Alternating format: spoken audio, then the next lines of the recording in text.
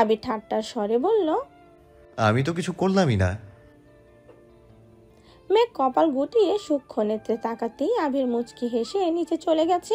দুদিন কেটে গেছে। আবির বন্যার ব্যাপারে তানভীরকে কিছুই জানায়নি, কারণ তানভীরকে ভাবার জন্য 2 দিন সময় দিয়েছে। তানভীর 2 দিন পর সুন্দরভাবে তার মতামত জানিয়েছে সে বন্যাকে ছাড়া সে আর কাউকে পছন্দ কিংবা ভালোবাসতে পারবে না। বন্যার জন্য সে সব কিছু করতে পারে, আরও অনেক কিছু বলেছে। আবির সব শুনে শান্ত কণ্ঠে বলল, তুই চাইলে বন্যাকে তোর মনের কথা বলতে পারিস। তানভীরকে বিস্তারিত কিছু না বললেও কিছু কথাতে টুকটাক বুঝিয়েছে। আজ সকাল থেকে খানবাড়ির পরিবেশ অন্যরকম। মোজাম্মেল খানের শরীর খারাপ, তাই অফিসে যাবে না। তানভীর একটা কাজে বেরিয়েছে। আবিরের আব্বুর অফিসে ছোটখাটো একটা মিটিং আছে, তাই আবিরও দ্রুত রেডি হয়ে বেরিয়ে গেছে। মেঘ খেতে গিয়ে দেখে টেবিল সম্পূর্ণ ফাঁকা, তাই না খেয়ে আবিরকে দেখতে গেল। আবির রুমে নেই দেখে মেঘের মন কিছুটা খারাপ হয়ে গেছে। আজ সকালে কল পর্যন্ত দেয়নি আবির। আবিরের খোঁজ নিতে মেঘ ব্যালকনিতে দাঁড়িয়ে আবিরের নাম্বারে কল দিল। আচমকা রুমের ভেতর থেকে রিংটন বাজছে। কল বাজতে বাজতে কেটে গেছে। আবির রিসিভ করেনি। মেঘ দ্বিতীয়বার আবিরের নাম্বারে কল দিল। পূর্বের ন্যায় রুম থেকে একই গান বাজছে।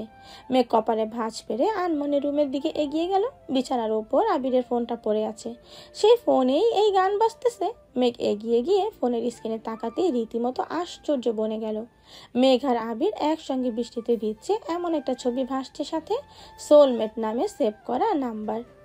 মেঘ আশ্চর্যজনিত হয়ে তাকিয়ে আছে। মস্তিষ্কের নিউরনগুলো ছুটছে দিক বেদিক। বুকের বাঁ পাশটা অদ্ভুত অনুভূতিতে মেতেছে। অনেকদিন আগে আবিরের ফোনে নিজের নাম দেখার ইচ্ছে হয়েছিল মেঘের, তবে সেটা কেবলমাত্র ইচ্ছেই ছিল। এখন এক বিন্দুও মনে ছিল না। গত পরশুদিন রাতেও মেঘ বন্যাকে কল দিয়ে মন খারাপ করে বলেছিল আবির ভাই দেশে ফিরেছে, তবুও তাকে ভালোবাসার কথা বলছে না, প্রপোজ পর্যন্ত করছে না। বন্যা অনেক বুঝিয়ে শুনিয়ে ঘুমাতে বলেছে। আজ সেই আবির ভাইয়ের ফোনে নিজের নাম, ছবি আর গানের রিংটোন শুনে মেঘ নিজের চোখ আর কানকে বিশ্বাস করতে পারছে না। আনন্দে মেঘের 2 চোখ টলমলো করছে। ভেতরটা আনন্দে ভরে গেছে, প্রকাশ করার ভাষা হারিয়ে ফেলেছে। আচমকা আবিরের বাইকের শব্দ শুনে ফোন ফেলে মেঘ দ্রুত নিজের রুমে গেছে। আবির নিজের রুম থেকে ফোন নিয়ে মেঘের রুমের সামনে এসে থমকালো। দরজা থেকে উদ্বিগ্ন কণ্ঠে শুধালো, কল দিয়েছিলি কেন? মেঘের 2 চোখ ভেজা, চিকচিক করছে পানি। মেঘ আবিরের দিকে না তাকিয়ে কাঁপা কাঁপা গলায় বলল, খেয়েছেন কিনা জিজ্ঞেস করতে কল দিয়েছিলাম। সত্যি নাকি অন্য কিছু বলতে কল দিয়েছিলি?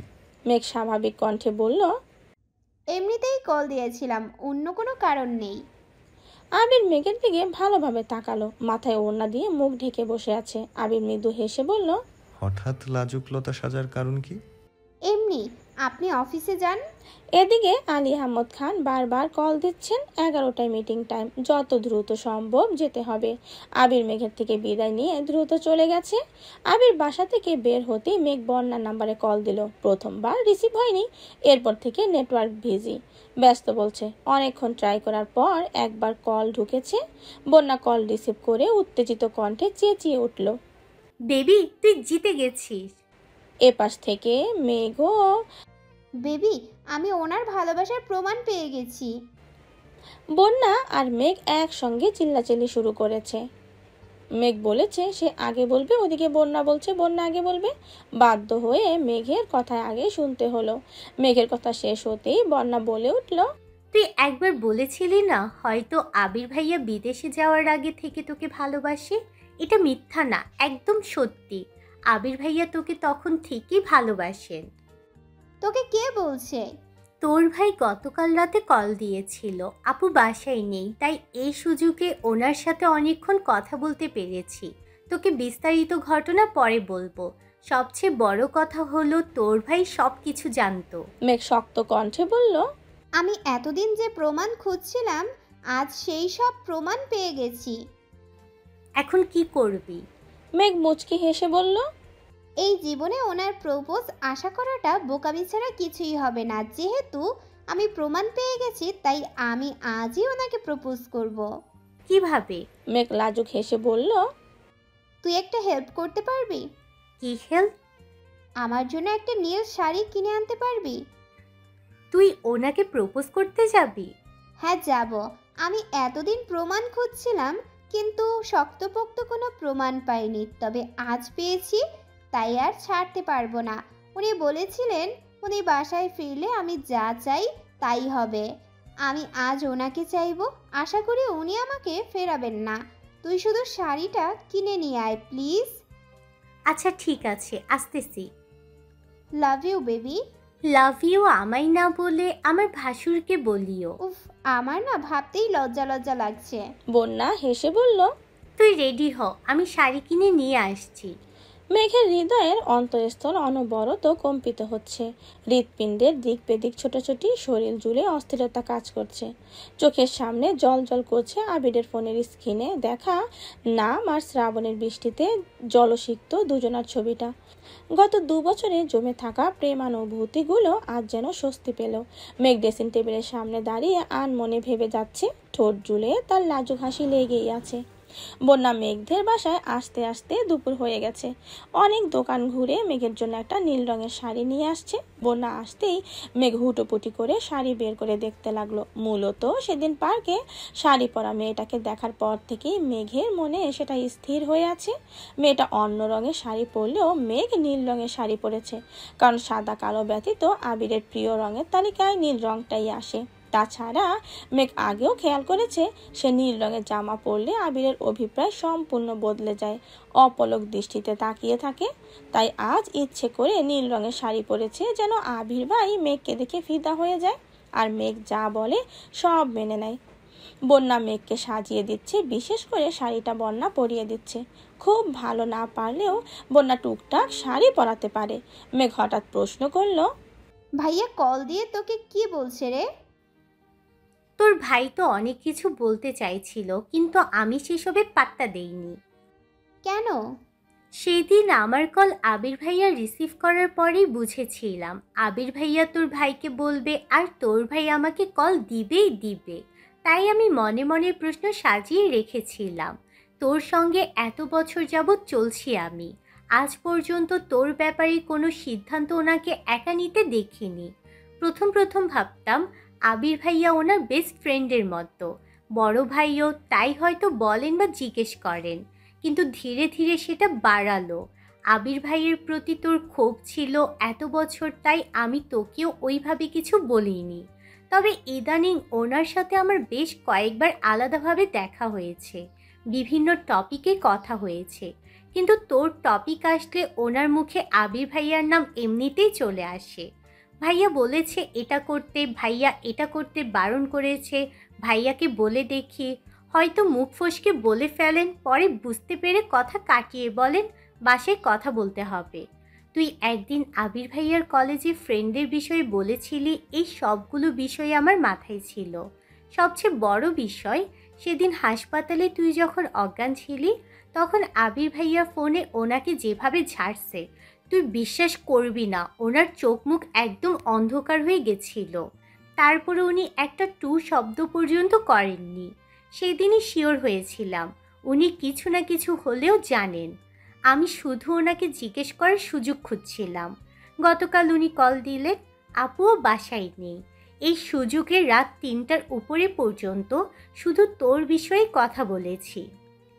তোকে কথাগুলো জানানোর জন্য আমার ভেতরটা ছটফট করছিল, কিন্তু ঘুমে চোখও টানতেছিল। ওনার সাথে কথা বলতে বলতে কখন জানি ঘুমিয়ে পড়েছিলাম। সকালে সজাগ হয়ে আগে তোকে কল দিয়েছি। মেঘ উত্তেজিত কণ্ঠে শুধালো, ভাইয়া কি বলছে? আমি প্রথমেই ওনাকে জিজ্ঞেস করেছি, সেদিন হাসপাতালে কি আবির ভাইয়া কল দিয়েছিলেন? উনি উত্তরে হ্যাঁ বলেছেন। আমি আবারও জিজ্ঞেস করেছি, আবির ভাইয়া কি মেঘকে পছন্দ করেন? উনি এর উত্তরেও হ্যাঁই বলেছেন। তখন আমি সরাসরি জিজ্ঞেস করি, আবির ভাইয়া কি বাহিরে পড়তে যাওয়ার আগে থেকে মেঘকে পছন্দ করেন, হ্যাঁ কি না? উনি সঙ্গে সঙ্গে উত্তর দিয়েছেন হ্যাঁ। তারপর আরও কয়েকটা প্রশ্ন করেছে, উনি সবগুলোতেই ঠিকঠাক উত্তর দিয়েছেন। তুই জিজ্ঞেস করিসনি ভাইয়া কবে থেকে জানে? জিজ্ঞেস করেছি, উনি বলেছেন উনি অনেক আগে থেকেই সব কিছু জানেন। মেঘ চেঁচিয়ে উঠল, হোয়াট? ভাইয়া আমার সাথে এত বড় ধোঁকাবাজিটা করতে পারলো?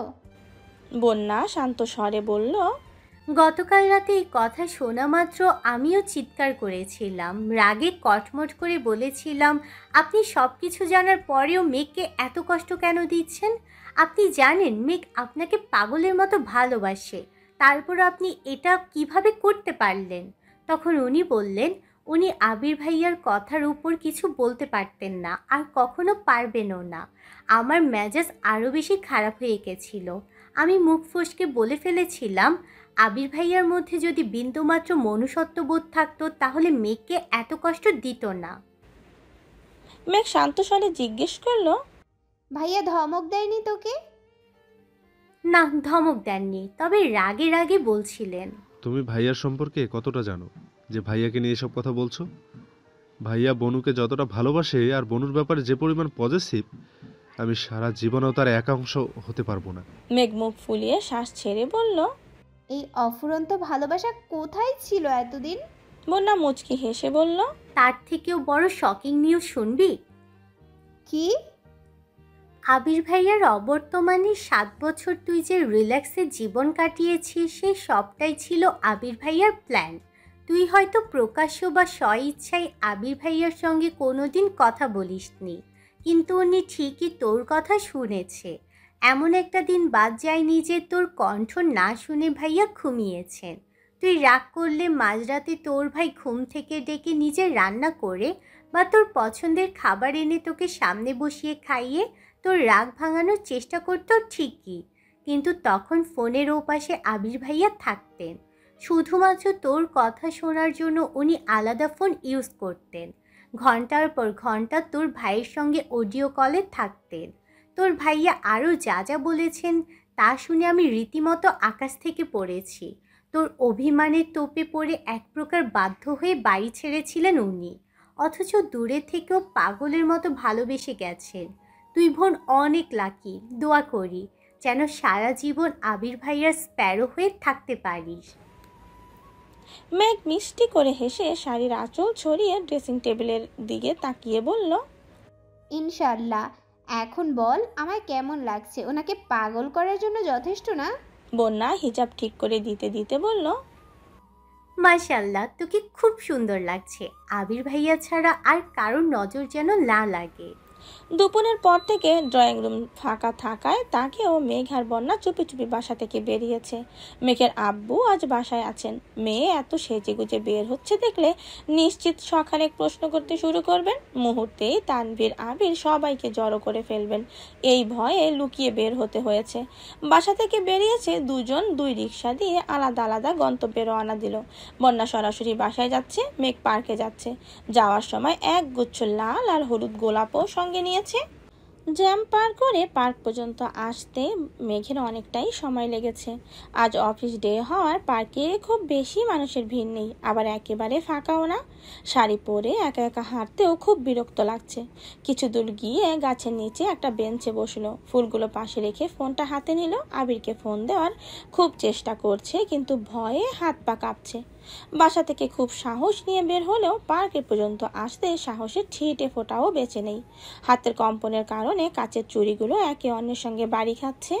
মেঘ সঙ্গে সঙ্গে ফোন পাশে রেখে চুড়ি খুলতে শুরু করলো। নিচের ওপর প্রচন্ড রাগ হচ্ছে, শরীর ঘামছে। লাল টকটকে রঙের লিপস্টিককে রাঙা ওষ্ঠদায় তীর তীর করে কাঁপছে। আকস্মাৎ বন্যার কল আসছে। কল রিসিভ করতে বন্যা বলল, আবির ভাইয়াকে কল দিয়েছিস? সাহস পাচ্ছি না। আমি জানতাম তুই এমন কাণ্ড করবি। জোরে নিঃশ্বাস নিয়ে কল দে ওনাকে, যা হওয়ার হবে। মেঘ কাঁপা কাঁপা গলায় বলল, ঠিক আছে, দেখছি।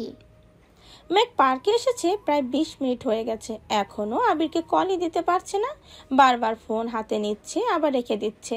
সূর্য পশ্চিমা আকাশে অনেকটাই হেলে পড়েছে। পল্লবিত আঁখিতে তাকিয়ে সেই দৃশ্য দেখছে। মেঘ আচমকা নড়ে চড়ে বসলো। এর মধ্যে মেঘের থেকে কিছুটা দূরে একটা বাইক এসে থামলো, কিন্তু মেঘের সেদিকে নজর নেই। মেঘ দীর্ঘশ্বাস ছেড়ে ফোন হাতে নিয়ে আবিরের নাম্বারে কল দিল। হাঁটুর উপর হাত রেখে ঝুঁকে ফোনের স্ক্রিনে তাকিয়ে মেঘ বারবার ঢোক গিলছে। আবির কল রিসিভ করলে কি বলবে মনে মনে তাই সাজাচ্ছে। আকস্মাৎ মেঘের ঠিক সামনে কেউ একজন দাঁড়াতেই মেঘ আঁতকে উঠল। নীল রঙের একটা আবছা চোখে লাগতেই মেঘ মেরুদণ্ড সোজা করে বসতে বসতে সূক্ষ্ম নেত্রে তাকাতে নিল। ততক্ষণে আবির মেঘের হাঁটুর সামনে হাঁটু গেড়ে বসে পড়েছে। আবিরকে দেখেই চমকে উঠল মেঘ। মেঘের অবিশ্বাস্য চাহনি দেখে আবির মুচকি হাসলো। আবিরের পরনে নীল পাঞ্জাবি, সানগ্লাসটা বুকের ওপর পাঞ্জাবিতে ঝুলানো, চুল দেখে বোঝাই যাচ্ছে বাইক থেকে নেমে হাতেই ঠিক করেছেন। ঠোঁটে লেগে আছে মায়াবী হাসি। আবির এক মুহূর্ত দেরি না করে মেঘের সামনে এক গুচ্ছ সাদা গোলাপ ধরে নেশাক্ত কণ্ঠে বলতে শুরু করলো। মেঘ দু হাতে মুখ চেপে ডাগর ডাগর চোখে আবিরের অভিমুখে তাকিয়েছিল। হার্টবিট বেড়েছে কয়েক গুণ, সেদিকে কোনো খেয়াল নেই। আবিরের প্রশ্নে চক্ষুদয় প্রশস্ত করে অবচেতন মনে চেঁচিয়ে উঠল, না আমি মানি না। মেঘের চোখে মুখে অল্প বিস্তর ক্রোধের আভাস পাওয়া যাচ্ছে। আশেপাশে বসা দু চারজন মেঘ আবিরের দিকে এমন ভাবে তাকিয়ে আছে যেন মেঘ আর একটা চিৎকার দিলেই ছুটে আসবে। আবির আশেপাশে তাকিয়ে পরিস্থিতি বুঝে নিল। মেঘের মায়াবী দুই আঁখি আবিরের চোখে মুখে নিবদ্ধ। সকাল থেকে নেয়া মানসিক প্রিপারেশন, সাজগোজ সব যেন বৃথা হয়ে গেল। মেঘ মুখ ফুলিয়ে শ্বাস ছেড়ে বলল, আপনি আমার সব প্ল্যান ধ্বংস করে দিতে পারলেন। আবির তখনও হাঁটু গেড়ে বসে আছে। হাতে থাকা সাদা গোলাপগুলোর দিকে তাকিয়ে গলা খাকারি দিয়ে আস্তে করে আবারও বলল, আমি রূপকথার রাজকুমার হতে চাই না, শুধু তোর বনের রাজ্যের রাজা হতে চাই। Will you be my queen? Megh কাঁদো কাঁদো মুখ করে তাকিয়ে আছে। আবির বিরক্ত হয়ে ঠান্ডা কণ্ঠে হুমকি দিল, no problem, if you don't take the flowers I will give them to another girl, will I? কথাটা বলতে দেরি হয়েছে, কিন্তু আবিরের হাত থেকে মেঘের ফুল টেনে নিতে দেরি হয়নি। ফুলগুলো আলতোভাবে জড়িয়ে ধরে মেঘ হুঙ্কার দিয়ে উঠল, ফুলও আমার, আপনি সহ আপনার রাজ্য আমার। আপনার মনের রাজ্যে কেউ উকিও দিতে পারবে না, এই আমি বলে রাখলাম। মেঘ রাগে ফোঁস করছে, মাথা নিচু করে ঘন ঘন শ্বাস ফেলছে।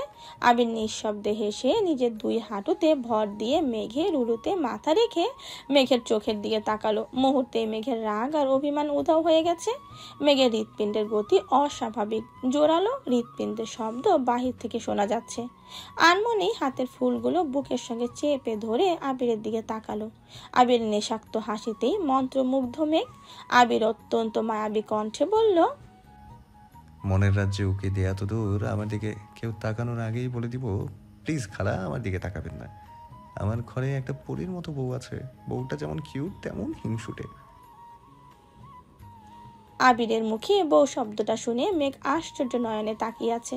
অজানা শিহরণে মন উড়ু উড়ু করছে, বারবার কানে বাজছে, আমার ঘরে একটা পরীর মতো বউ আছে। অদ্ভুত অনুভূতি মনকে রাঙিয়ে দিচ্ছে। লজ্জায় আবিরের চোখ থেকে দৃষ্টি সরিয়ে নিয়েছে অনেক আগেই, তবুও বক্ষস্থলের ইতস্ততা কাটাতে পারছে না। আবির মেঘের উরু থেকে উঠে মেঘের ডান হাতটা নিজের কাছে টেনে নিল।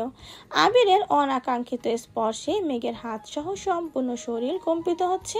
আবির হাতটাকে শক্ত করে ধরে মৃদুভাবে চুমু খেয়ে মোলায়েম কণ্ঠে বলল, আজ থেকে আমি শুধু তোর, আমার উপর তোর অধিকার সবচেয়ে বেশি। তুই যখন যা বলবি তাই হবে, খুশি? আবিরের চুমুতে মেঘের শরীর ঝাঁকুনি দিয়ে উঠেছে। সেদিন অর্ধ ঘুমে থাকায় আবিরের কপালে দেয়া চুমুটা সেভাবে উপলব্ধি করতে পারেনি, তবে আজ মেঘ সম্পূর্ণ সজ্ঞানে আছে। মেঘ নির্বাক হয়ে বসে আছে, বহু চেষ্টা করেও গলা দিয়ে কথা বের করতে পারছে না। যে আবির ভাইয়ের প্রণয়ের স্রোতে সর্বক্ষণ ভেসে যেতে চায়, সে আবিরের প্রেমিক সুলভ আচরণ, আবেগময় কথার কোনো প্রতি উত্তর করতে পারছে না। মেঘ আকাশের দিকে তাকিয়ে দীর্ঘশ্বাস ছাড়ল। চোখ নামাতেই নিজের কেনা লাল আর হলুদ রঙের দিকে নজর পড়ল। সহসা মনে পড়ে গেছে নিজের করা পরিকল্পনার কথা। মেঘ গুরুতর কণ্ঠে বলে উঠল, আপনি এটা কেন করলেন?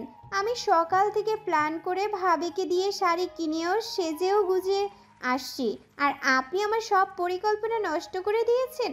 আপনি খুব পচা। আবির মেঘের হাত ছেড়ে বসা থেকে উঠে সরাসরি মেঘের দুপাশের বেঞ্চে হাত রেখে মেঘের দিকে ঝুঁকে দাঁড়ালো। মেঘ ঠোঁট উল্টে মনমরা হয়ে আবিরের দিকে চেয়ে আছে। আবির প্রশস্ত আঁখিতে তাকিয়ে নিরেট কণ্ঠে বলল, আমার এত বছরের অনুভূতি, আসক্তি আর সুদূর প্রসারী পরিকল্পনা আপনি কেবল কয়েক ঘন্টায় তছনছ করে দিয়েছেন। তবু আমি চুপচাপ বসে দেখব? আপনি ভাবলেন কিভাবে? মেঘ নিরেট দৃষ্টিতে তাকিয়ে শক্ত কণ্ঠে শুধালো, আমি এইখানে আসছি এটা আপনি কিভাবে জানেন? আবির মুচকি হেসে বলল, সকালে আপনার হাব ভাব দেখেই সন্দেহ হয়েছিল। তানভীরকে কলও দিয়েছিলাম কিন্তু ও ফোন রিসিভ করেনি। 2:37 আপনি শাড়ি পরে বাসা থেকে বের হতেই আমার কানে খবর চলে গিয়েছিল। তানভীরকে কল দিতে দিতে অতপর জানতে পারলাম যে আমার সন্দেহ ঠিক ছিল। তানভীর বন্যাকে বলে ফেলেছে, মানে আপনার কানে কথা চলে গেছে। 3:16 ফুলের দোকানে ফুল কিনেছিলাম।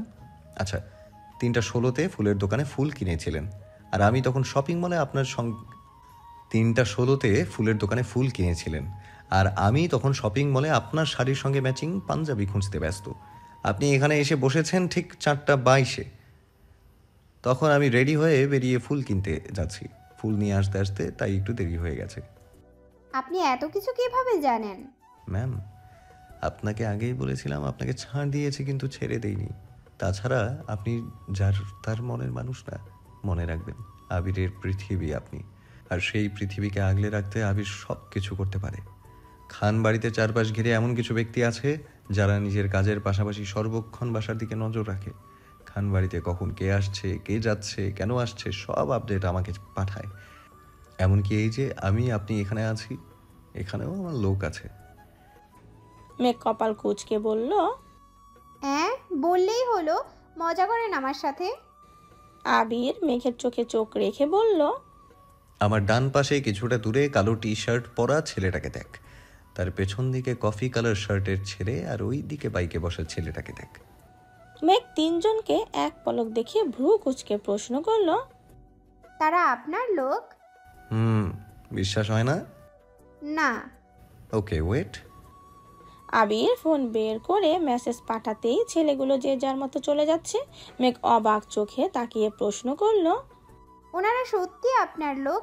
আপনার কথায় সেকেন্ডের মধ্যে চলে গেছে, কিভাবে সম্ভব? আপনার জন্য সব সম্ভব। মেঘ চোখ বড় বড় করে তাকিয়ে জিজ্ঞেস করলো, তারা এখানে কেন আসছিল? আমার অবর্তমানে কেউ যেন আমার স্প্যারোর দিকে চোখ তুলে তাকাতে না পারে তার জন্য। তাই বলে তিনজন? আর ওনারা আপনার কি হয়? 2জন ছোট ভাই, 1জন ফ্রেন্ড। 3জনের বাসায় কাছাকাছি, তাই বলেছিলাম আমি আসার আগ পর্যন্ত কেউ যেন আশেপাশে থাকে। এসে দেখি 3জনই উপস্থিত। মেঘ নিজের কেনা ফুলগুলোর দিকে তাকিয়ে শীতল কণ্ঠে বলল, ওনাদের জন্য আজ আমার সব শেষ হয়ে গেল। আবির বেঞ্চ থেকে মেঘের খুলে রাখা চুড়িগুলো তুলে মেঘের হাতে পরাতে পরাতে বলল, আর আপনার জন্য আপনার সব পরিকল্পনা নষ্ট হয়ে গেছে। মানে? কিছু না, চলুন।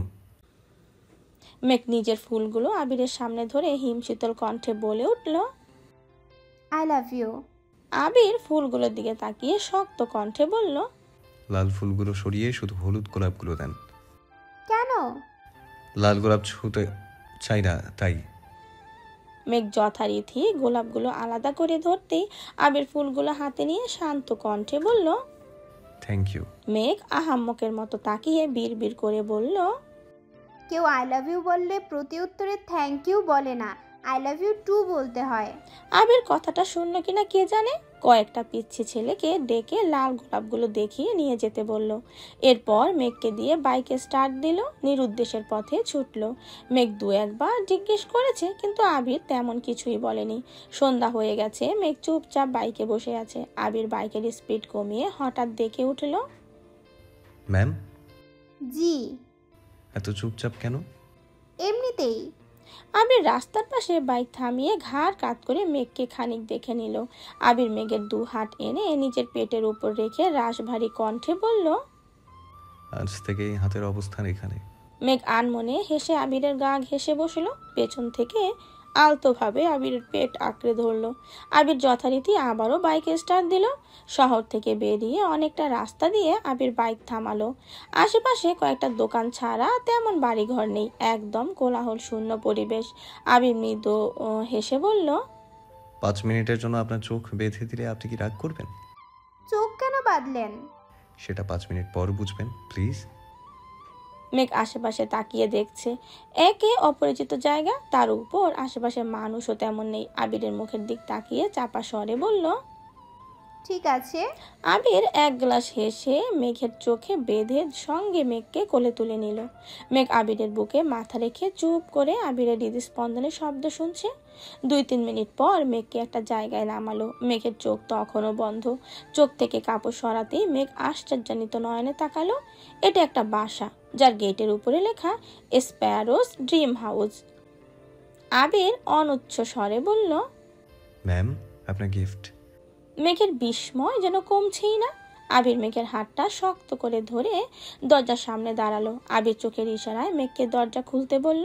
মেঘ বাম হাতে আস্তে করে দরজা ধাক্কা দিতেই দরজা খুলে গেছে। আকস্মাৎ বাড়ির ভেতরে সাউন্ড বক্সে গান বাজতে শুরু করলো। শোনো, বলি তোমায়, না বলা কথাগুলো আজ বলে দিতে চাই। বলো, কি বলতে চাও, সারাটি জীবন ধরে শুনে যেতে চাই। ভালোবাসি আমি যে তোমায়, এই কথাটাই ছিল শুধু বলার। ভালোবাসি আমিও তোমায়, সব কথা কি মুখে বলে দিতে হয়। দরজা খোলা মাত্র মেঘের চোখ পড়ে ড্রয়িং রুমের সাথে বিশাল আকৃতির সিঁড়ির দিকে, যা গাঁদা ফুলে সজ্জিত। ফ্লোর জুড়ে গাঁদা ফুলের পাপড়িতে ছেয়ে আছে। সিঁড়ির উপর ঝলমল করছে আবির আর মেঘের একটা ছবি, যেটা কোনো এক রেস্টুরেন্টে তোলা।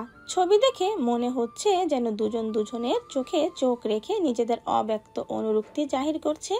মেঘ চারপাশে চোখ ঘুরাতেই এমন আরো কয়েকটা ছবি চোখে পড়ল। দেয়ালে ছবি লাগানোটা খানবাড়ির কেউই তেমন পছন্দ করে না, তাই শখও কেউ কখনো নিজের ছবি ফ্রেম বন্দি করেনি। মেঘ অবাক চোখে ছবিগুলো দেখছে আর ঘটনাগুলো মনে করার চেষ্টা করছে, কারণ ছবিগুলো প্রায় সবই মেঘের অগোচরে তোলা হয়েছে। আবির মোলায়েম কণ্ঠে বলল, চিন্তা করিস না, ছবিগুলো সরিয়ে দিব। এগুলো শুধু স্পেশাল দিনের জন্য করিয়েছি।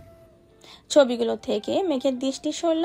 আবির মেঘের হাতটা ধরে একটু শক্ত করে ধরে পা বাড়ালো। মেঘ আজ নির্বাক, এক জীবনের সেরা সারপ্রাইজটা পেয়েছে সে। বাকরুদ্ধ মেঘ এক হাতে আবিরের দেয়া গোলাপগুলো শক্ত করে ধরে আবিরের অভিমুখে চেয়ে থেকে অনুসরণ করলো। সাউন্ড বক্সে তখন গান বাজছে। আকাশের ওই নীল ঠিকানায় মেঘেরা সাদা ডানা ছড়ায়, ওদেরই সেই ভালোবাসা এ মনে আজ পেয়েছে ঠাঁই। জড়াবো দূরে তোমাকে অনুভবে আকাশের চেয়ে বেশি। আপু স্কিপ করে দিও এতটুকু গান। কিছুটা সামনে এগোতেই সিঁড়ি উপরে প্রায় 20-30 জন হাতে ফুলের পাপড়ি সমেত উপস্থিতি হলো। সবাই একসঙ্গে বলে উঠল, welcome to your dream house madam. আকস্মিক ঘটনায় মেঘ কিছুটা ভরকালো। সঙ্গে সঙ্গে কেঁপে উঠল মেঘের ছোট্ট দেহ। মেঘ কয়েকজনকে মোটামুটি চিনে, তবে বেশিরভাগই আবিরের অফিসের স্টাফ। মেঘ আনমনেই রাকিব ভাইয়া, রাসেল ভাইয়াদের খুঁজল, কিন্তু তারা এখানে নেই। আবিরের কর্মকাণ্ডে মেঘ পদে পদে আশ্চর্যের চূড়ায় পৌঁছে যাচ্ছে। মনের ভেতর চলমান অস্থিরতা এখন আরো বেশি কাজ করছে। আবির মেঘের হাত থেকে ফুলগুলো নিয়ে সিঁড়ির পাশে রেখে আকস্মাৎ মেঘকে কোলে তুলে নিল। অমনি মেঘের নিঃশ্বাস আটকে গেছে। আতঙ্কিত হয়ে মেঘ অতর্কিতই আবিরের পাঞ্জাবির কলার খামচে ধরলো, শক্ত করে চোখ বন্ধ করে নিল। আবির মুচকি হেসে সিঁড়ির দিকে পা বাড়ালো।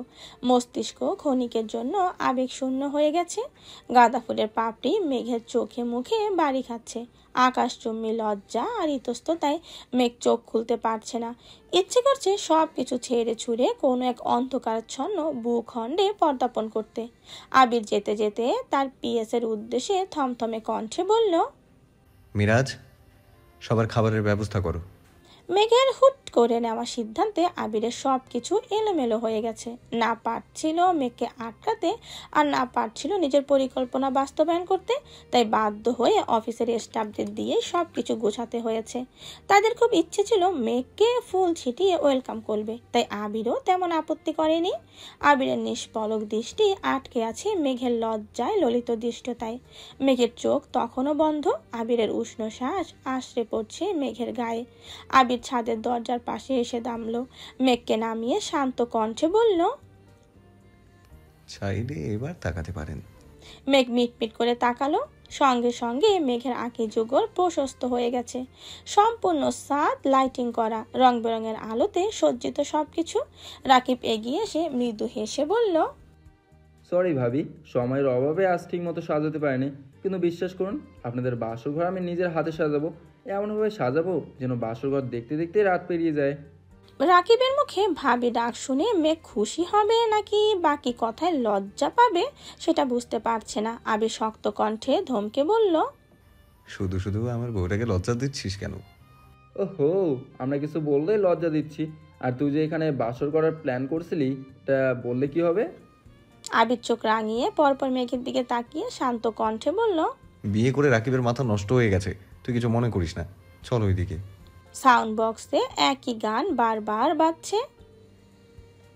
7 সাগর আর 13 নদী পার হয়ে তুমি আসতে যদি, রূপকথার রাজকুমার হয়ে আমায় তুমি ভালোবাসতে যদি। ছাদের এক পাশে যেতেই মেঘ আরেক দফায় বিস্মিত হলো। লাইটিং করা ইংরেজি বড় বড় অক্ষরে লেখা ম্যারি মি। মেঘ দু হাতে মুখ চেপে সেই লেখাটা দেখছে। রাসেল, লিমন, মুবারক ভাইয়া সহ আবিরের আরও 4-5 জন ফ্রেন্ড এখানে উপস্থিত। এই অপরূপ মুহূর্তের কথা মেঘ কল্পনাতেও ভাবতে পারেনি। ছাদের এই কর্নারটা কাঁচা ফুল দিয়ে এমন সাজানো যা দেখে মেঘের চোখই সরছে না। রাসেলরা সবাই আতশবাজি সহ আরো কিছু জিনিসপত্র নিয়ে চুপচাপ দাঁড়িয়ে আছে। মেঘ আবিরকে দেখার জন্য আলতোভাবে চোখ ঘোরালো। আবির হাঁটু গেড়ে বসে মেঘের দিকে একটা আংটি ধরে ক্ষীণ স্বরে বলল, আবিরের ধারালো ছুরির ন্যায় চাহনি পুনরায় নেশাক্ত কণ্ঠে বলল, will you be my soulmate? Megh আবেগময় কণ্ঠে ঝটপট বলল, ইয়েস। আশেপাশে রাকিব রাসেলদের দিকে তাকানোর মতো অবস্থা নেই মেঘের। সে এক অন্য দুনিয়ায় আছে। আজকের এই দিনটা মেঘের কাছে স্বপ্নের মতো। আবির হাত বাড়াতেই মেঘ নিজের হাতটা আবিরের হাতের ওপর রাখলো। আবির সেই হাত সরিয়ে মেঘের বাম হাতের সামনে এনে মৃদুগামী হস্তে খুব যত্ন নিয়ে আংটিটা পরিয়ে দিল। মেঘ তীক্ষ্ণ দৃষ্টিতে তাকিয়ে আছে। মনের ভেতর একটা প্রশ্ন ঘুরপাক খাচ্ছে। গত বছর মেঘের জন্মদিনে আবির বাম হাতের আঙ্গুলে আংটি পরিয়ে দিয়েছিল বলে মিনহাজ কত কি বলেছিল।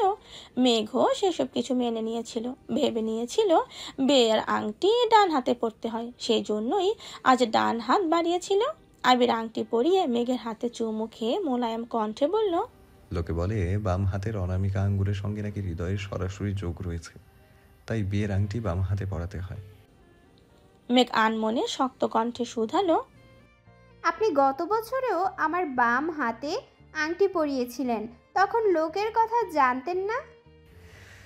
জানতাম, আর জানতাম বলেই বাম হাতে পড়িয়েছিলাম, কারণ তুই আমার প্রেমিকা নোস, আমার বউ তুই।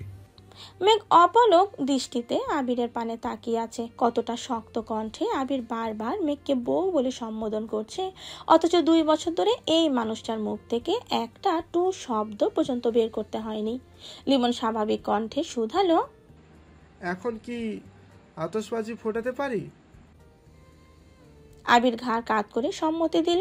পরপর মেঘের দিকে তাকিয়ে মেঘের হাতটা উপরে তুলে মৃদু স্বরে বলল, আংটিটা পছন্দ হয়েছে? আংটির দিকে না তাকিয়ে মেঘ বলে দিল, আপনার দেওয়া প্রতিটা জিনিস আমার কাছে উত্তম আর অমূল্য। আবির মুচকি হেসে বলল, একটু দেখে তো নে। মেঘ এবার আংটির দিকে তাকালো। স্বর্ণের আংটিটা খুব বেশি বড় না হলেও ডিজাইনটা খুব সুন্দর। আংটির ঠিক মাঝ বরাবর অত্যন্ত নিখুঁত ভাবে এ লেখা। আবির শান্ত কণ্ঠে বলল, আংটিটা সবসময় হাতে রাখবি। মেঘ তৎক্ষণাৎ আংটিতে চুমু খেয়ে বলে উঠল, আমি এই আংটি কখনো খুলবই না। মেঘের কাণ্ড দেখে আবিরের ঠোঁট চেপে হাসছে। রাকিবরা ছাদের অন্য পাশে গিয়ে আতশবাজি ফুটাচ্ছে। বাজির শব্দে মেঘ সেদিকে তাকিয়ে উত্তেজিত কণ্ঠে বলল, আমিও বাজি ফুটাবো। ওকে। মেঘ দু একটা ফোটানোর চেষ্টা করেছে, অতঃপর দূরে সরে এসেছে। দাঁড়িয়ে দাঁড়িয়ে তাদের হই হুল্লোড় দেখছে আর হাসছে। এখনো আরো অনেক বাজি ফোটানো বাকি। আবির আচমকা মুখ ফুলিয়ে শক্ত কণ্ঠে বলল, তোরা এখন নিচে যা, আমার ওর সঙ্গে কথা আছে। মোবারক হেসে বলল, কয়টা বাজে দেখেছিস? এক্ষুনি যা। তারাও আর কোনো কথা বলেনি, জিনিসপত্র নিয়ে নেমে যাচ্ছে। আবির ছাদের দরজা লাগাতে গেল। রাকিব আচমকা ঘুরে দরজায় উকি দিয়ে বলল, প্রয়োজনে রুম সাজিয়ে দিচ্ছি, তবু ছাদে বাসর করার প্ল্যান করিস না যেন। আবির রাগান্বিত কণ্ঠে চেঁচালো। যাবি? রাকিব হাসতে হাসতে নেমে যাচ্ছে। আবির ছাদের দরজা বন্ধ করে মেঘের কাছে এগিয়ে আসলো। মেঘ ভ্রু কুঁচকে বলল, ওনারা কত আনন্দ করছিল, আপনি ওনাদের ওভাবে তাড়িয়ে দিলেন কেন? আবির গম্ভীর কণ্ঠে বলল। ওদের আনন্দের থেকেও তোর সাথে কথা বলাটা জরুরি।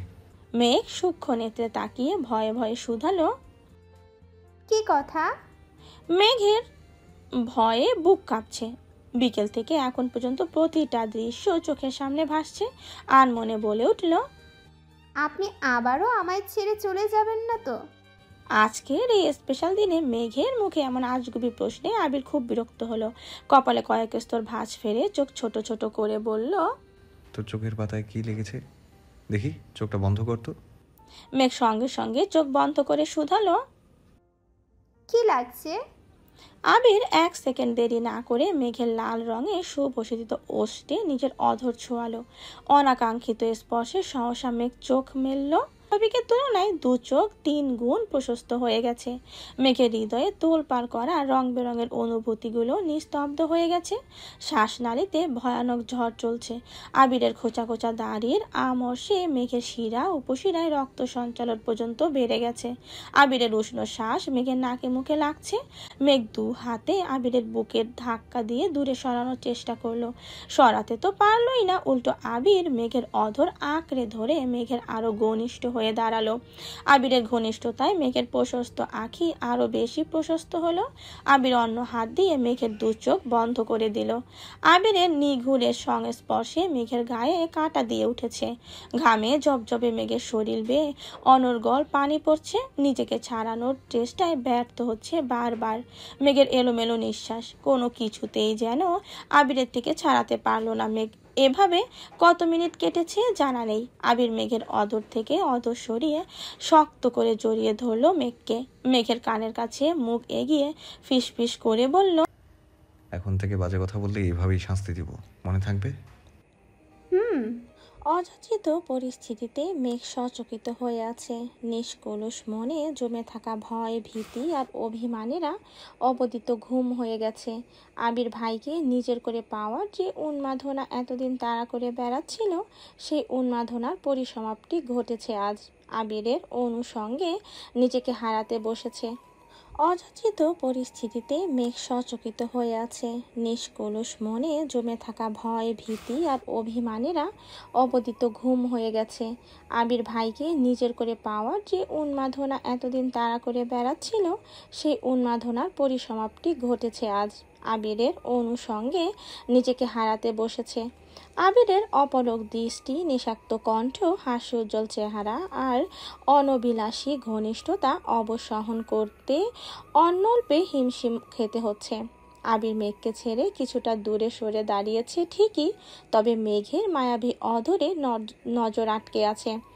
আবিরের অতুষ্ণ চাহনিতে মেঘের বুকের ভেতরটা লজ্জায় হাঁসফাঁস করছে। অতর্কিতে চিবুক নামিয়ে নিল।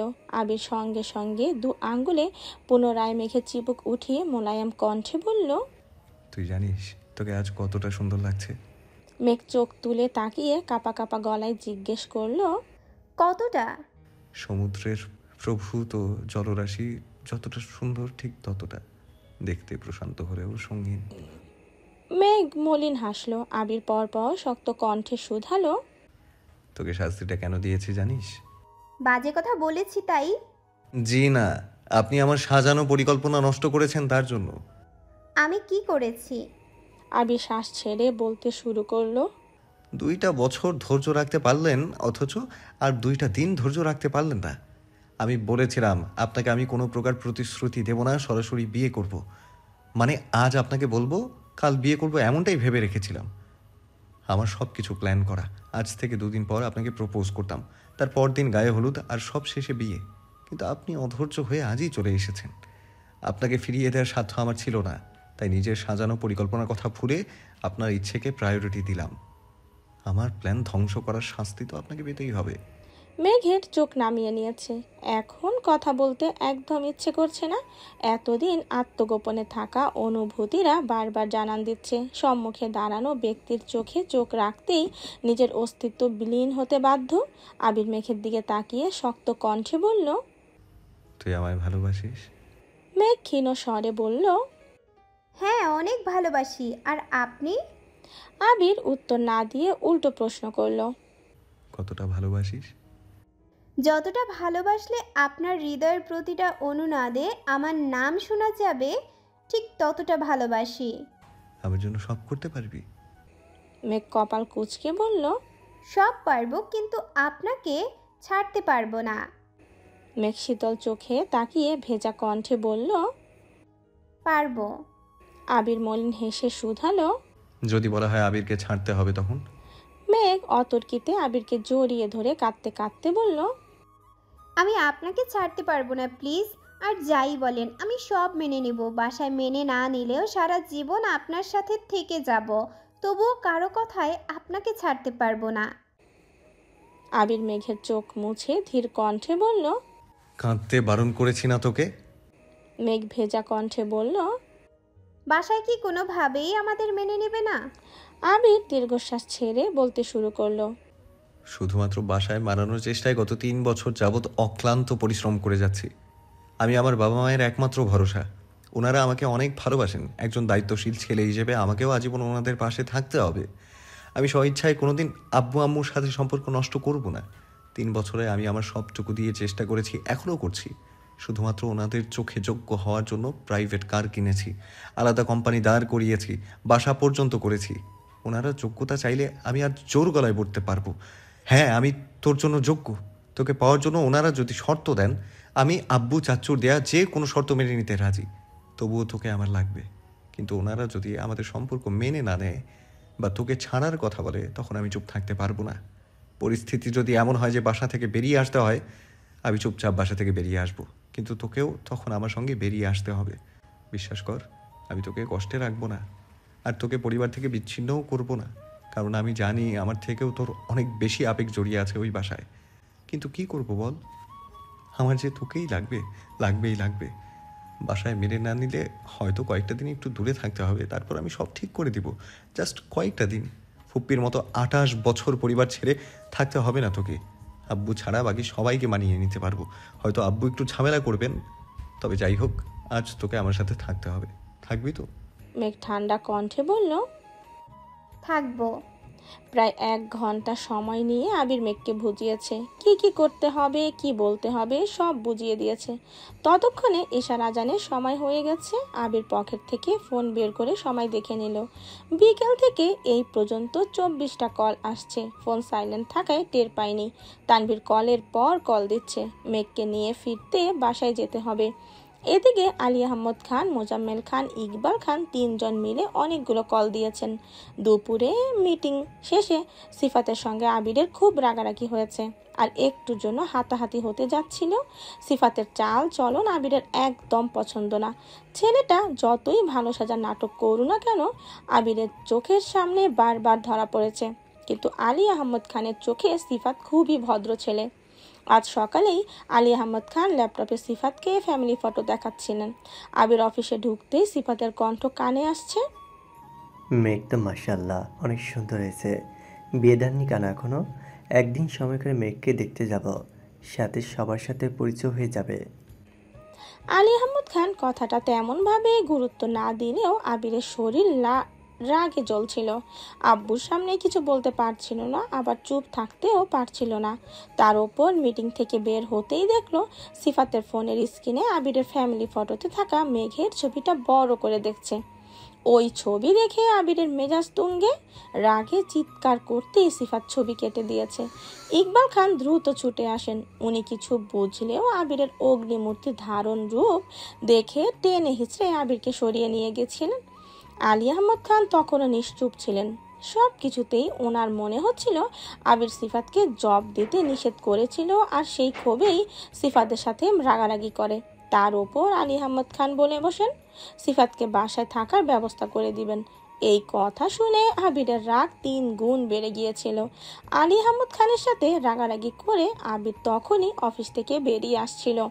নিজের অফিসে এসে কেবিনে বসার 10 মিনিটের মধ্যে কল আসে মেঘ শাড়ি পরে বাসা থেকে বেরিয়েছে। একে আব্বুর ওপর মেজাজ খারাপ, সবকিছু মিলিয়ে বিরক্ত। তার উপর মেঘের আকস্মিক কর্মকাণ্ডে অনিচ্ছা সত্ত্বেও প্রেয়সীর কথা ভেবে বেরিয়েছিল, আর এখন হাসি মুখে মেঘকে সময় দিচ্ছে। তবে সেই বিকেল থেকেই ফোন সাইলেন্ট করে রেখেছে। আজ যা হবে খান বাড়িতেই হবে।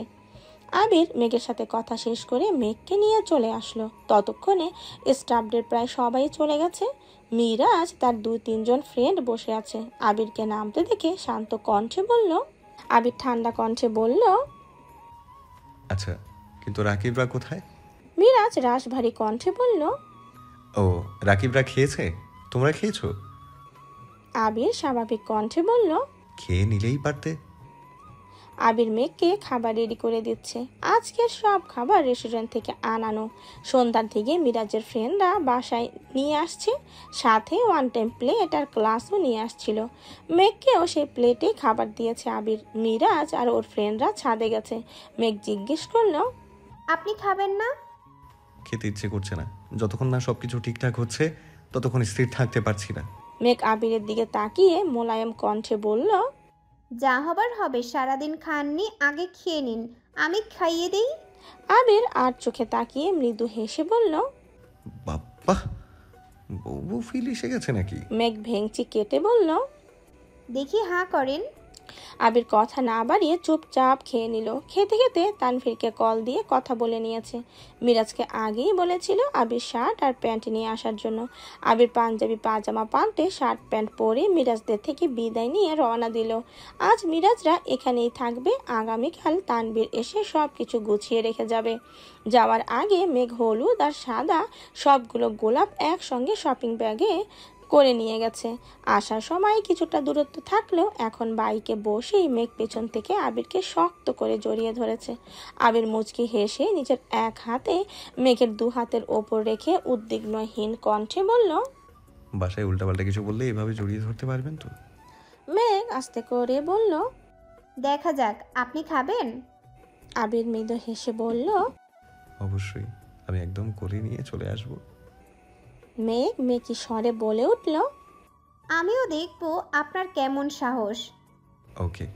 আবির বাইক স্টার্ট দিল। মেঘ আবিরের প্রশস্ত পিঠে মাথা এলিয়ে আবিরের গায়ের গন্ধ উপলব্ধি করছে। অনেকটা পথ যাওয়ার পর মেঘ আচমকা ডাকলো, আবির ভাই। আবির তৎক্ষণাৎ ব্রেক কষল। বাইক থেকে নেমে মেঘের মুখোমুখি দাঁড়িয়ে গুরুতর কণ্ঠে বলল, কথায় কথায় ভাই বলার অভ্যাসটা ত্যাগ করুন। আমি আপনার ভাই না, ওকে? মেঘ শান্ত স্বরে শুধালো, ভাই না ডাকলে কি ডাকবো? আবির ডাকবি। মেঘ চোখ বড় বড় করে তাকিয়ে বলল, আমি পারবো না। কেন? স্বামীর নাম মুখে নিতে নেই, আপনি জানেন না? আবির হাসতে হাসতে বলল, হায় রে কুসংস্কার! গত 2 বছর আবির ভাই ডাকতে ডাকতে কান তব্দা করে ফেলেছিল। এখন বলতেছিস স্বামীর নাম মুখে নিতে নেই? মেঘ মুখ চিপে শক্ত কণ্ঠে বলল, তখন আপনি আমার স্বামী ছিলেন না, চাচাতো ভাই ছিলেন, বুঝেছেন? বুঝেছি, কিন্তু আর একবার যদি আবির ভাই বলেছিস তাহলে বাম হাতে কানের নিচে এমন একটা থাপ্পড় দিব 3 দিন বেহুশ থাকবি। মেঘ হুঙ্কার দিয়ে উঠল। তাহলে ডাকবো কি আমি? আবির নির্দ্বিধায় বলল। আহিয়ার আব্বু। মেঘ উদ্বেগপূর্ণ কণ্ঠে প্রশ্ন করল, আহিয়াকে? আবির মুচকি হেসে বলল, আমার মেয়ে। হোয়াট? আপনার মেয়ে আসলো কোথা থেকে? আবির দুষ্টুমির স্বরে বলল। মেয়ে আমার একার না, আমাদের দুজনের মেয়ে আহিয়া। মেঘ নিজের পেটে হাত রেখে উদ্বিগ্ন কণ্ঠে বলল, আমাদের মেয়ে মানে? আমার তো এখনো বিয়েই হয়নি, মেয়ে কোথা থেকে আসবে? আবির নিঃশব্দে হেসে মেঘের মাথায় আস্তে করে গাঁটটা দিয়ে বলল, আরে বোকা মেয়ে, আমি আমাদের অনাগত সন্তানের কথা বলছি। মেঘ আহাম্মকের মতো তাকিয়ে বলল, ছি, আপনার কি লজ্জা লাগে না? ওমা, লজ্জা লাগবে কেন? এই যে আজে বাজে কথা বলছেন। হবু সন্তানের কথা বউকে বলতে গেলে যদি লজ্জা পেতে হয়, তাহলে এই নির্লজ্জময় জীবন আমি রাখবো না। মেঘ বিরক্তি ভরা কণ্ঠে বলল, ফাজলামি রেখে তাড়াতাড়ি বাসায় চলুন। আজ বাসায় যে কি হবে দেখা যাবে। আপনার জীবনে ঘূর্ণিঝড়ে উড়ে যাবে। তখন এই আহিয়া আবিহা হাজার কেঁদেও তার বাপকে পাবে না। আবির 2 আঙ্গুলে আলতোভাবে মেঘের নাক চেপে হেসে বলল, তার মানে আপনি মেনে নিচ্ছেন আহিয়া আমার মেয়ে আর আপনি তার মা? মেঘ ফোঁস করে উঠে আবিরের হাতে চিমটি কেটে বলল, আপনি কি জানেন? আবির উফ করতে করতে বাইকে বসলো। বাইকে স্টার্ট দিতে দিতে তপ্ত স্বরে বলল, অবোধ জামাইকে চিমটি কাটা মোটেই ভালো লক্ষণ নয়। আল্লাহ, বিয়ের খবর নাই আর উনি জামাই জামাই করে বেহুশ হয়ে যাচ্ছেন। আবির গম্ভীর কণ্ঠে বলল, বাসায় মানলে বিয়ে 2-3 দিন পরে হবে, আর বাসায় না মানলে রাতে আপনাকে নিয়ে পালাবো। মেঘ আর কিছু না বলে আবারও আবিরকে জড়িয়ে ধরে বসলো। বুকের ভেতর চাপা কষ্টগুলো প্রকাশ করতে পারছে না। আজ বাসায় কি হতে চলেছে সেসব ভেবেই আটকে উঠেছে বারবার। দীর্ঘ সময় পর মেঘ আবিরের পিঠে মাথা রেখেই আস্তে করে ডাকলো, এই যে। আবির নিরুত্তর। মেঘ আবারও ডাকলো, এই যে শুনছেন। আবির এবারও নিরুত্তর।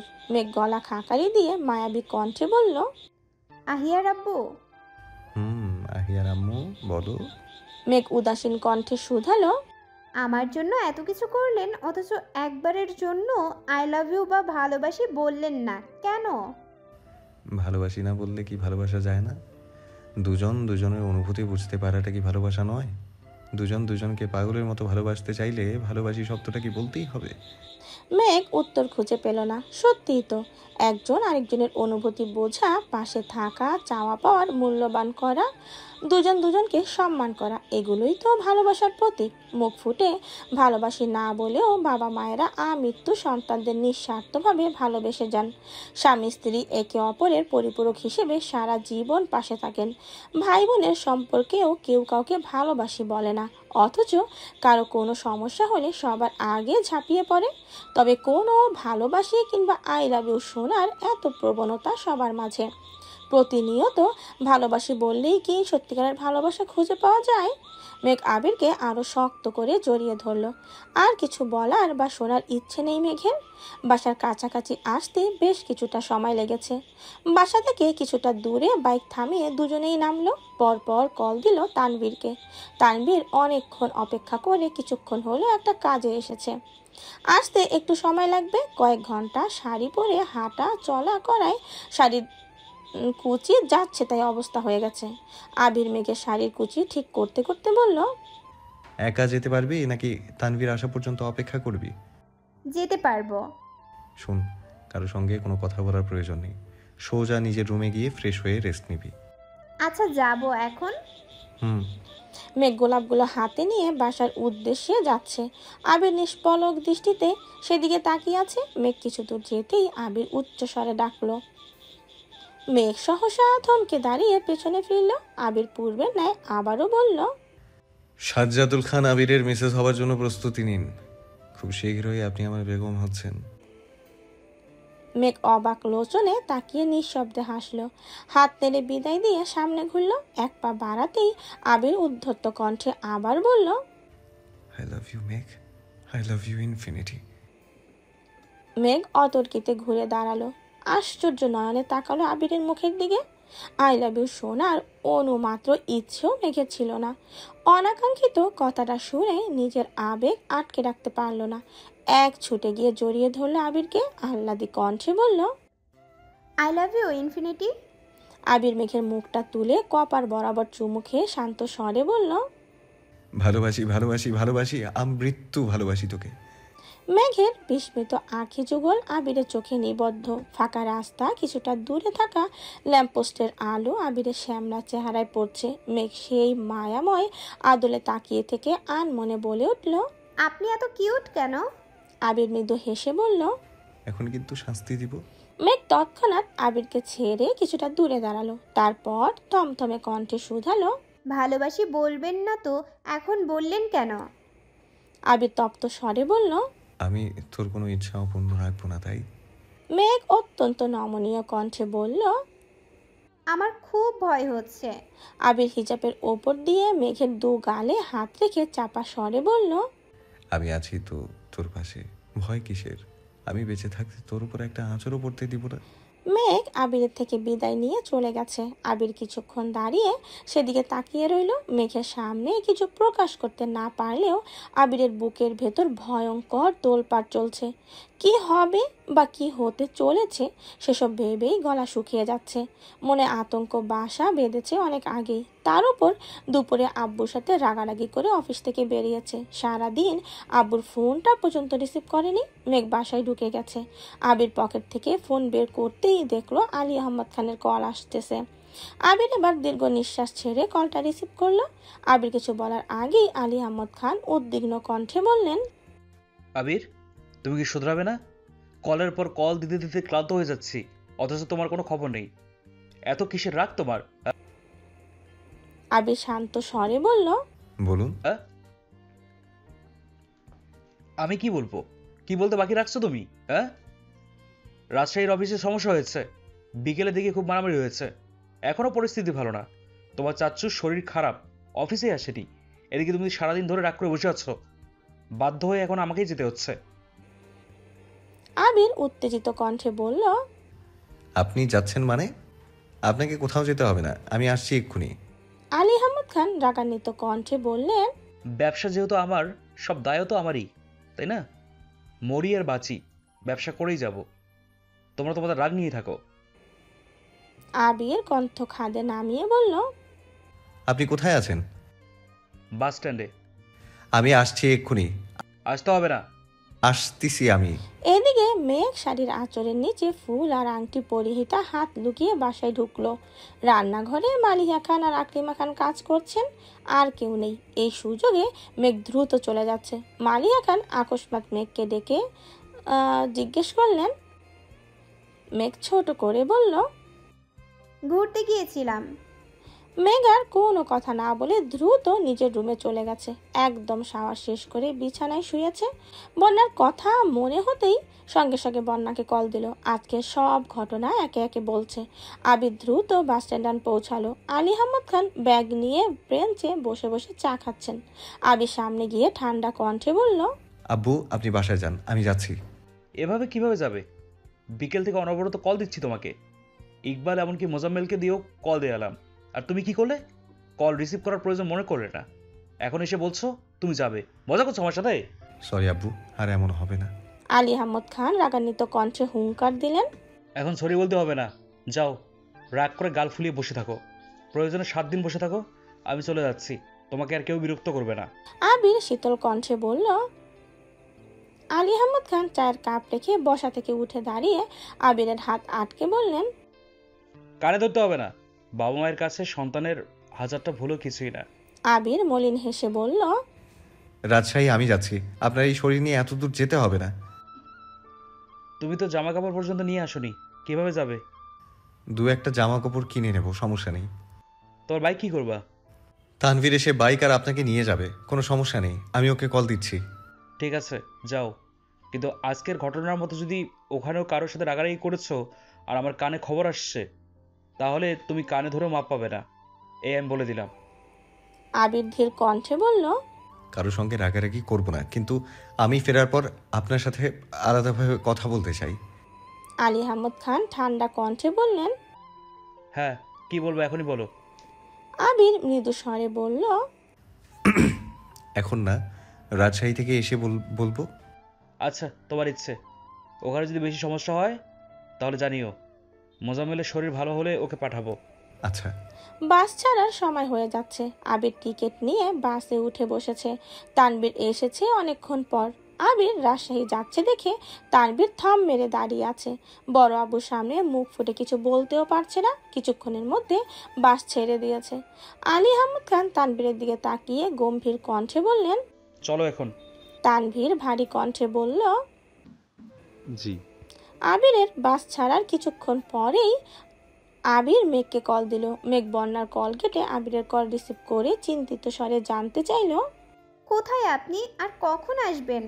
আবির ধীর কণ্ঠে বলতে শুরু করলো, আমাকে ইমার্জেন্সি কাজে রাজশাহী যেতে হচ্ছে। বাস অলরেডি ছেড়ে দিয়েছে। তোকে যা বলি একটু শুন। হাতের আংটিটা খুলে কোথাও লুকিয়ে রেখে দে, আমি আসলে আবার পরিয়ে দেবো। আর এই 2-3 দিন খুব বেশি সাবধানে থাকবি। প্রয়োজনে সারাদিন ঘুমাস, তবুও বাসার কারো মুখোমুখি হোস না। বাসায় কোনো মেহমান আসলে বা তোকে দেখার নাম করে কেউ আসলে ভুলেও সামনে যাস না। আর অবশ্যই আমাকে জানাবি। সামান্য কোনো বিষয়েও বাড়াবাড়ি করতে যাস না। সামান্য কোনো কারণে তোর গায়ে যেন কোনো আঁচড় না পড়ে। যেভাবে রেখে গেলাম 3 দিন পর যেন সেভাবেই পাই। একটা কথা মনে রাখিস, তোর কিছু হলে আমি সত্যি মরে যাব। আমি তোকে নিজের থেকেও বেশি ভালোবাসি।